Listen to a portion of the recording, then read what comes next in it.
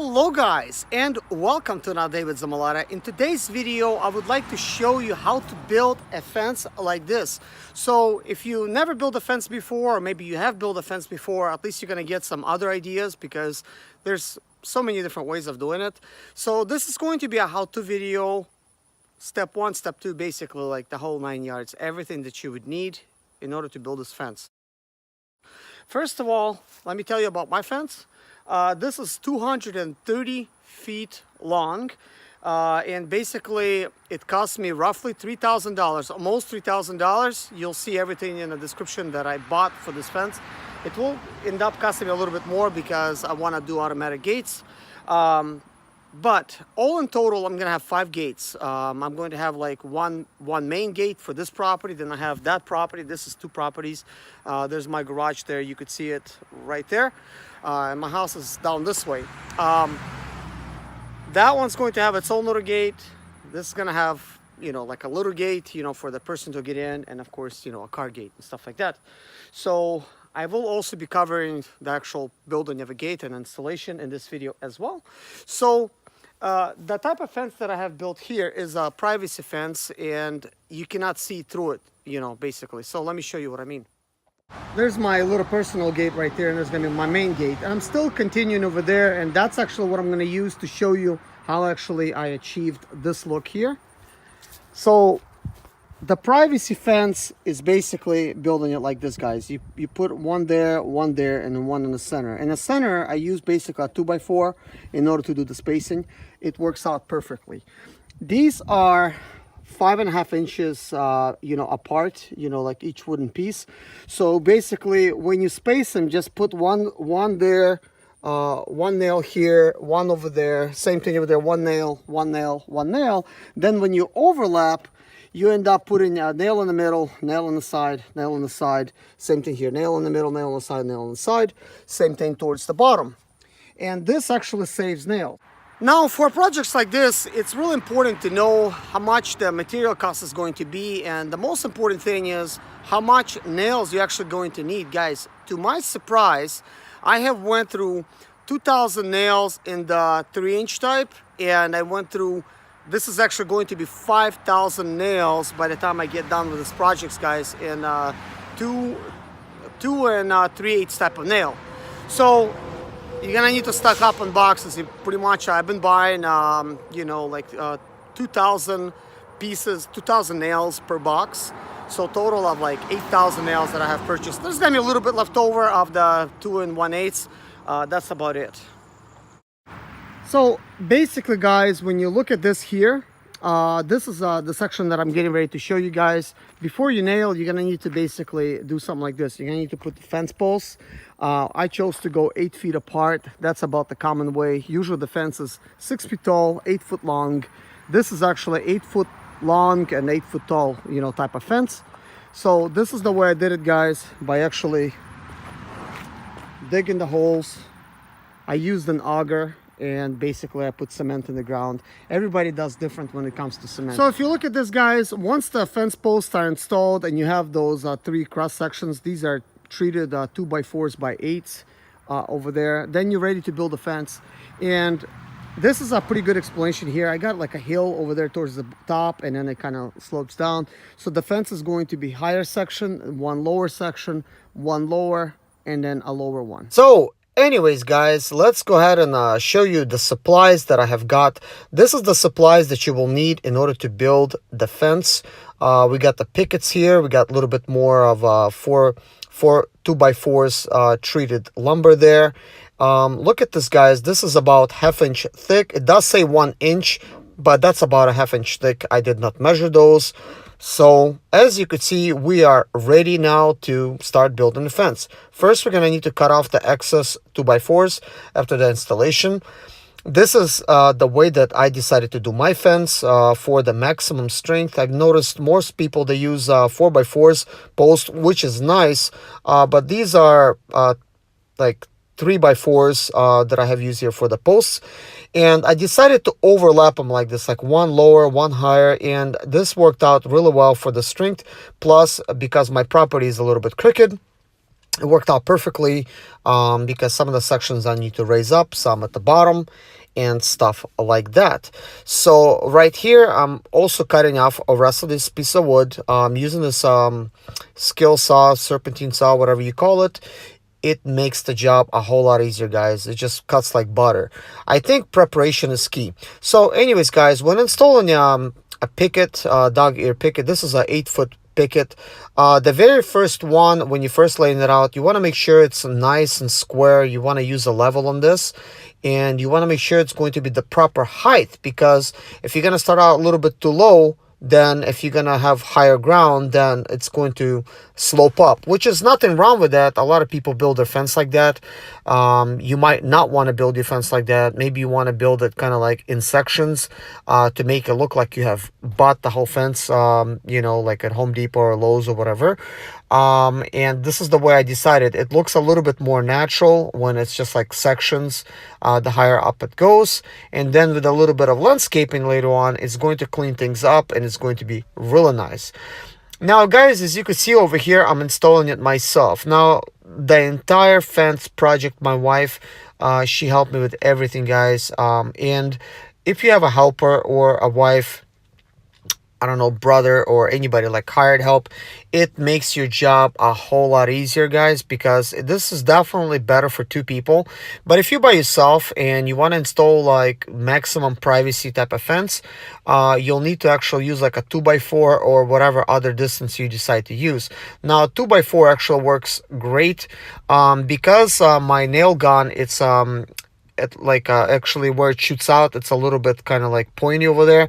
I'm able to hold the 2x4s in between those pickets right there, like really strongly, and then place another picket.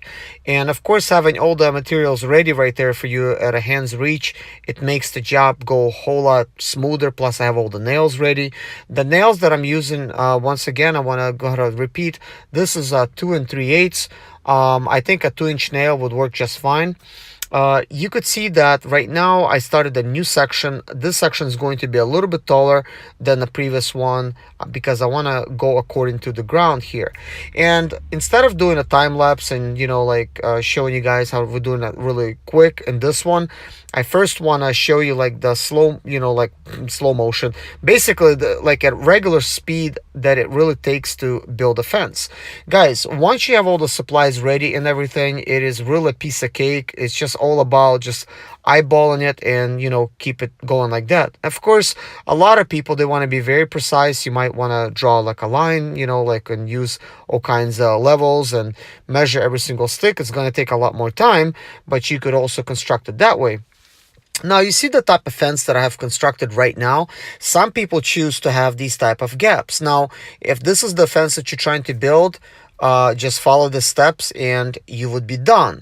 Of course, the way I decided to construct my fence, it's for maximum privacy, so that there's going to be no cracks, and the pickets are going to be overlapping each other. And by overlapping, I believe it's going to provide the maximum amount of like just closes up all the visibility, like nobody could see. It's just privacy all the way. Plus there's going to be a lot more nails that's going to be used. Of course, you're going to end up using roughly about between 4,000 and 5,000 nails. I actually went through 2 boxes of nails, so exactly 4,000 nails for this job, but having extra definitely helps. Of course, doing it the way that I did it, by actually overlapping and stuff, you're using double the amount of pickets, and pickets are pretty expensive. They come in a skid of $240, at least at the Home Depot that I'm at, and each picket costs like $2.60. Now, if you get like 260 pickets, they price it down to $2.50. Keep in mind, there's a little bit of tax. Now, I got a little bit of lucky. I actually called the manager out and I said, listen, these things been sitting out here all summer, and they got rained on and they got a little bit weathered and stuff, and I said, can you actually discount them a little bit more? So they said, okay, from 240 we're gonna discount it, from 250 we're gonna discount it to 240. So that actually was pretty good, because that means I don't actually have to calculate any tax, because it's like I paid like almost like 250 basically, with taxes included, which is definitely nice. But as you could see, guys, even for one person, this definitely works out pretty good. And now we're actually going to get my wife in here, and she's gonna help me with. So, anyways, guys, as you could see, having a helper, a wife, a sister, somebody, it definitely makes your job go a lot easier. Now, my wife, she's now holding the 2x4, which is short. It's not that heavy anymore, and she basically makes the spacing for me. And all I have to do is just go ahead and grab each picket as I go and lay it on there and just basically staple.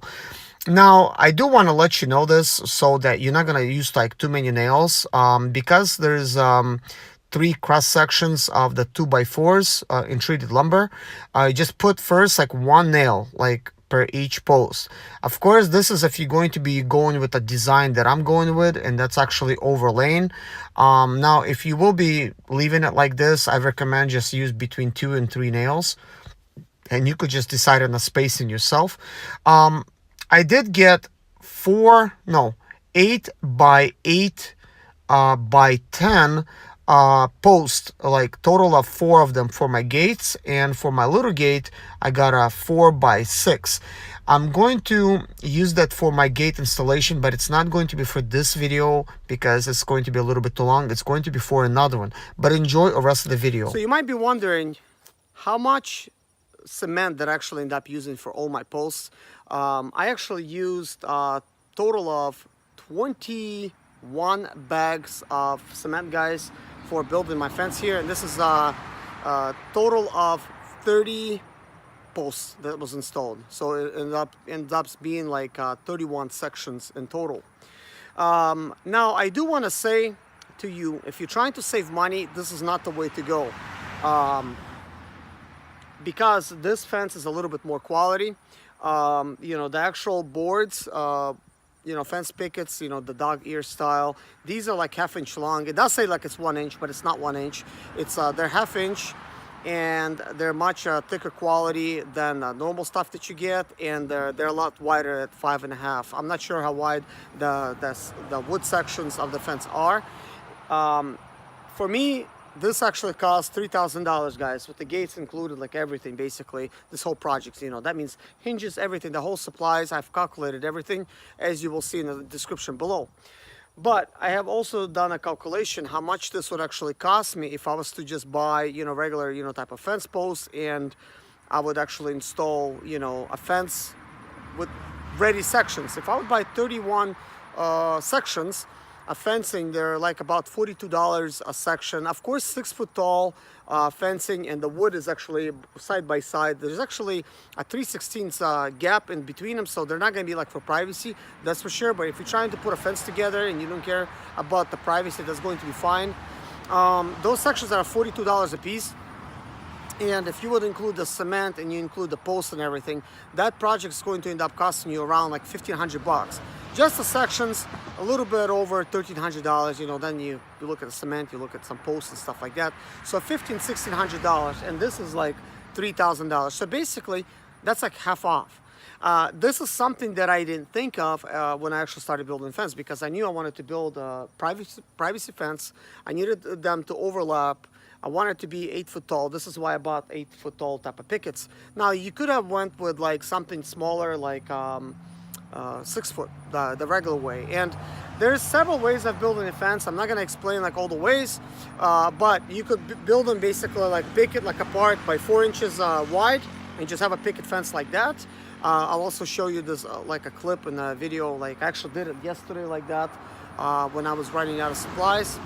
Now, the total amount of pickets that it took me for my fence, which is 230 foot long, with the overlapping, is, 540 pieces so far. And I have not built the gates yet, so it's possible that it's going to be enough. With a little bit left over, also possible that it's just enough. But if I need to buy, some, it's not going to be like a lot anymore that I'll have to actually purchase.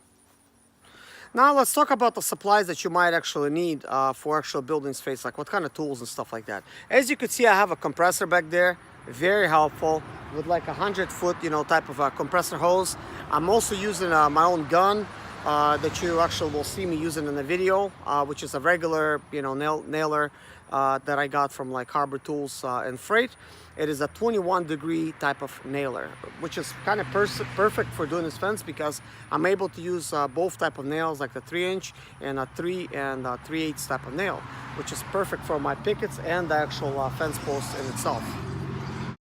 Now, as far as materials, for something like this that I have like 31 sections, and of course, 3 pieces of 2x4s in between each section, I needed to actually purchase like 110 2x4s by 8s, and I needed to purchase like basically around 20 2x4s by 10s because I'll need to build gates, and some sections they end up being a little bit wider. Like if it's just 1 inch 2 inch off, then you're gonna need to use like something that's 10 foot long, and then you don't want to run short. Now if you do buy a little bit more than you need, you could always take stuff back to Home Depot and they're gonna refund you the money if you buy like extras and stuff. But one thing's for sure, guys, running to the store wastes a lot of time, so you might want to do that beforehand. Like the way I've been doing it is I work in the daylight on my fence, and then what I do is I go ahead and I just make a run to Home Depot at night, and then I have the supplies ready in the morning, like for this. Just today I knocked this out. Probably took me hour and a half just to knock out this fence, which you will see in the video. Now for digging holes, I decided to actually buy an auger instead of renting it, but you could rent it if you don't have it, or you could just do like a hand by hand with those type of shovels. I'll show you this on a video as well a little bit later on. That's a little bit longer to dig, especially if you're gonna have gravel and roots. With an auger, it just goes through stuff and it's just much easier. Like it took me less than an hour to drill 30 holes, for this fence. It was really amazing. Now, if you're going to be doing cement and you're gonna buy some Quikrete from like Home Depot, by the way, when I said you're gonna need about 21 bags, I forgot to mention 80-pound bags, then it's gonna take about 21 bags. Like 50-pound stuff, it's not gonna be like enough. Now, I've seen a lot of people on YouTube when they're actually working with concrete. There's different takes on whether to use concrete, gravel, sand, and what kind of soil do you have. Like, do you have like sand-based soil, clay-based soil, maybe you have rocky soil and stuff like that. There's different, for different applications, there's different ways of doing it. And there's also a way to avoid using concrete altogether, and that's by buying a metal at $20 a piece, like 4x4 pieces that you just hammer into the ground. So you don't need an auger for that, obviously, and you don't need any cement. So you're gonna save some money in cement, some in the auger. Personally, I'm not a big fan of that because like the metal, it's gonna go about like 2 feet deep, just a metal thin piece. I think anybody just leaning on it that's heavy enough will probably like knock the fence over, especially if you don't use any concrete. Now, some people choose not to use concrete for fence, and I guess you could do that. I basically decided not to go that route. I decided to use concrete with 2 foot deep type of holes for 8-foot poles. I think that's kind of like important. Now, there's some people saying that they're like actual professional fence builders. They're using like once they dig a hole, they use concrete to anchor it. Let's say the hole is 2 feet deep. They probably use about 1 foot of concrete. Then the rest of it they fill it in with gravel or sand. Some people just prefer to just use sand to fill it in like that, and some with gravel, and some just put the regular dirt back in. I think it also depends on your budget, but the biggest concern here is the post actually rotting out when you're using concrete. Supposedly the concrete will retain moisture and work it up in a pole, and then it's going to cause rotting. But guys, I've seen videos where guys that's actually doing this, like engineers, that explain the whole process, and the way it looks like every single method that you use, the post is still going to end up rotting out, as unfortunate as that sounds. Especially like for me, I have clay soil. This is not like sand soil. If this was sand soil, and I use like a sand base or gravel, to hold my post, it's gonna be fine. Most likely it's gonna stay a long time before it rots out, but because sand allows water to flow through, with the clay, it retains moisture. So same thing's gonna happen with concrete. It's gonna retain moisture. So for me, there's really no way about it. If I just fill it in regular clay soil, it's going to retain moisture and the post is gonna rot out all the same way. Now this property altogether, it's about 1.5 acres. My sides and the rear and that side is, you know, it's got like fence posts and regular like metal type of screen, you know, that I don't even know like what to call it, like a metal mesh. It's like a squares like about that big. You know, it's perfect for having a fence for like animals and stuff like that. Now, they whoever did it never actually used concrete. They just used regular soil that's actually here. And guys, I could tell you this for a fact that those fence posts actually rotted out. This place is built in 1996. If they did the fence at that portion, there was a fence that was running right along the property edge all the way to the back. All those posts actually rotted out, and they're about the same size actually of the posts that I'm using, and that wood just rotted out. Now I don't know what kind of wood that they used. It seems like for most of them it was like regular type of wood, you know, pieces from like trees and stuff, and some of like actual posts. It's no different. Even some posts actually rotted out on top, even in the center, like for birds to get in. So I guess like anywhere you go, you're gonna have a, you know, post that's gonna be rotting out, you know. So that is the thing. So I guess we covered a lot of this stuff already. So I will be of course showing you videos how to dig and how to fill it in with concrete. Now I do want to mention one important step. Okay, when you actually doing these regular posts, okay, now the easiest method to use concrete is like this, that I've seen many people do, because as you know, concrete, you know, wants moisture, so it's going to pick up moisture for wherever it could get it, like in the ground or whatever, and it's going to become hard. Even if you leave bags of concrete like outside somewhere, or even like in the garage where there's like humidity and stuff like that, those bags over time, they'll become like really rock hard, and just like regular concrete, like somebody poured it. So what I've seen people do is actually use this concrete, fill it in with dry fill on top of, you know, like where the post is and stuff, and straighten everything out. And what they're doing is they pour like a gallon. Like you need about a gallon of water to 50 pounds of concrete. So like in the case of 80 pound bag, you're gonna need about like a gallon and a half. So basically they fill it in with water, and they spread it around, you know, like with some kind of stick or like a vibrator, so the water could actually work its way in. And that's it, guys. That's actually the best way to do it. And this is actually the way I done all my posts. It was very easy to actually, you know, do that. It was not hard at all. Like there was no mixing involved.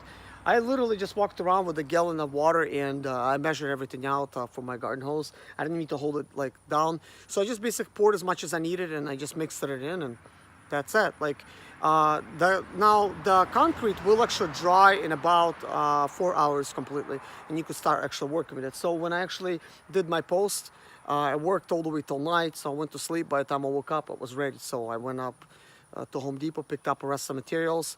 It does help by having big vans like I have. Let me show you like that. And I just basically make a run to Home Depot, pick up the posts or whatever I need, come back, and I'm working straight out of my van. No need to like unload and stuff like that. So I'm pulling out materials and work as I go. So anyways, guys, thanks for watching. You know, hopefully this is going to be helpful for you.